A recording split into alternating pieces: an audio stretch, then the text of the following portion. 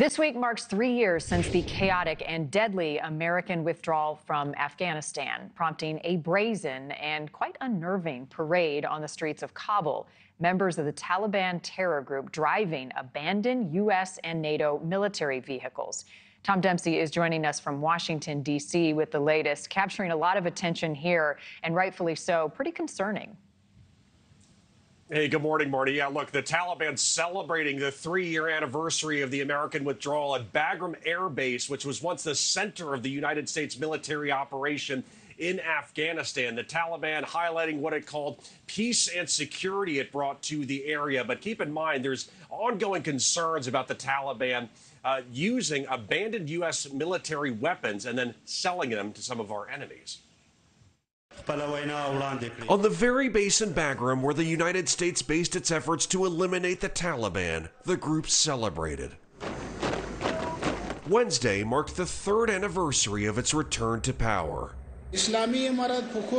The appointed deputy prime minister telling the crowd, quote, during the past 3 years, the Islamic Emirate eliminated internal differences and expanded the scope of unity and cooperation in the country.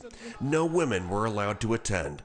Uniformed soldiers took part in a parade showing military equipment seized after the American withdrawal. None of the speakers mentioned the looming humanitarian crisis.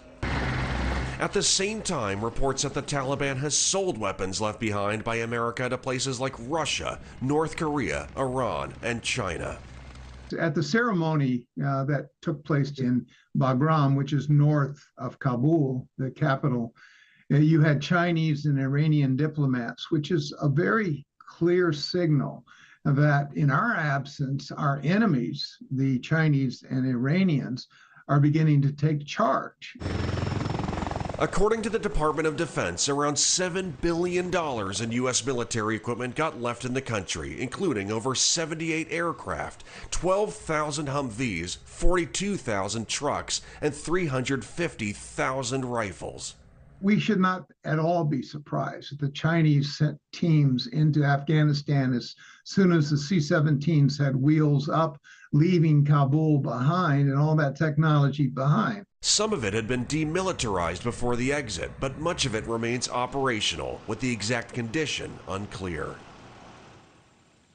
The United States Department of Defense says much of the United States military equipment left behind will be useless since it was maintained by U.S. contractors. But literally what we just saw in that video, you can see even planes back in operation right now. Whoever repaired them and what country may have helped the Taliban do that still remain mysteries. Marni? Thank you for watching. Go to NewsNationNow.com to find NewsNation on your television provider. And don't forget to click the red subscribe button below to get more of NewsNation's fact-driven, unbiased coverage.